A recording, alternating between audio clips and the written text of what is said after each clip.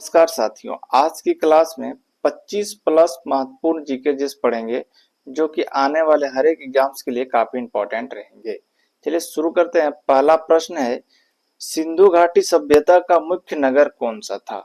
सिंधु घाटी सभ्यता का मुख्य नगर जो है मोहनजोदड़ो है। ऑप्शन नंबर ए जो है बिल्कुल सही आंसर है। ये मोहनजोदड़ो एक जगह का नाम है।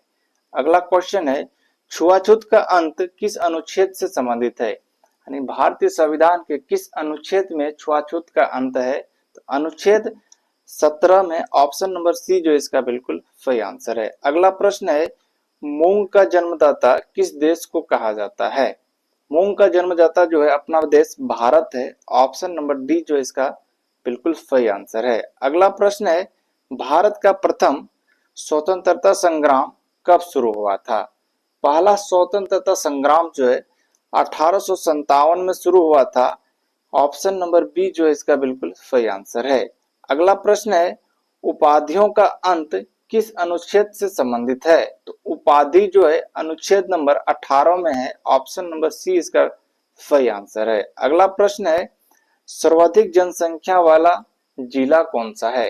तो सबसे ज्यादा जनसंख्या जो है ठाणे में है, ठाणे जिला में। ऑप्शन नंबर ए जो है बिल्कुल सही आंसर है और ये ठाणे जिला पड़ता है मुंबई में।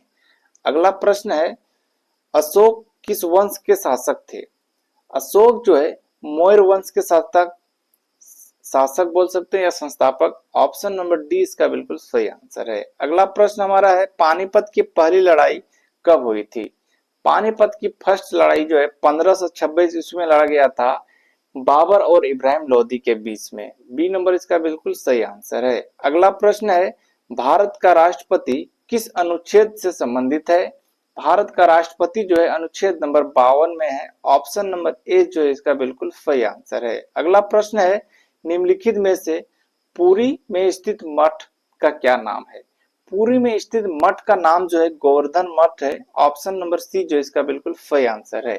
अगला प्रश्न है, 11वां प्रश्न, संविधान के किस भाग में अपाद उपबंध का वर्णन है? अपाद उपवर्णन का भाग जो है वो 18 में है। ऑप्शन नंबर बी इसका बिल्कुल सही आंसर है। अगला प्रश्न हमारा है 12वां प्रश्न, रोका नामक कृषि किस देश में होती है? रोका नामक की कृषि जो है किस देश में किया जाता है? तो ब्राजील में किया जाता है। ऑप्शन नंबर डी जो बिल्कुल सही आंसर है। अगला प्रश्न है, बिना ताज के बादशाह किसे कहा जाता है? तो बाल Gangadhar Tilak. Option number C बिल्कुल सही आंसर है इसका। प्रश्न है, जौ का सर्वाधिक उत्पादन किस राज्य में किया जाता है? तो जौ का सर्वाधिक उत्पादन जो है महाराष्ट्र में किया जाता है। ऑप्शन नंबर डी जो इसका बिल्कुल सही आंसर है। अगला प्रश्न है, शकूर खान का संबंध किस वाद्य यंत्र से है? मोस्ट इंपॉर्टेंट क्वेश्चन है, शकूर खान का संबंध किस वाद्य यंत्र से है? तो सारंगी से है। ऑप्शन नंबर सी जो इसका बिल्कुल सही आंसर है। अगला प्रश्न है, निम्न में से कौन सा कप फुटबॉल से संबंधित है? फुटबॉल में इनमें से कौन सा कप दिया जाता है? तो Rovers Cup. Option number A जो है इसका बिल्कुल सही आंसर है। अगला प्रश्न है, ओबर किस राज्य का प्रमुख जनजाति है? तो ओबेर जो है ये जाकर के अरुणाचल प्रदेश का एक प्रमुख जनजाति है। ऑप्शन नंबर डी जो इसका बिल्कुल सही आंसर है। अगला प्रश्न है, निम्न में से कौन सा हार्मोन महिलाओं में नहीं पाया जाता है? तो इनमें से जितना भी है एक भी महिलाओं में नहीं पाया जाता है। ऑप्शन नंबर डी जो इसका बिल्कुल सही आंसर है। अगला प्रश्न है, किस ब्लॉक में धातु, अधातु, उपधातु सभी प्रकार के तत्व पाए जाते हैं? तो पी ब्लॉक में पाए जाते हैं। ऑप्शन नंबर बी जो बिल्कुल सही आंसर है। अगला प्रश्न है, निम्नलिखित में से किस लकड़ी का प्रयोग रेलवे स्लीपर बनाने के लिए किया जाता है? तो रेलवे के स्लीपर बनाने के लिए जो है नीला पाइप का प्रयोग किया जाता है। ऑप्शन नंबर ए इसका बिल्कुल सही आंसर है। अगला प्रश्न है, विधान परिषद का गठन किस अनुच्छेद में है?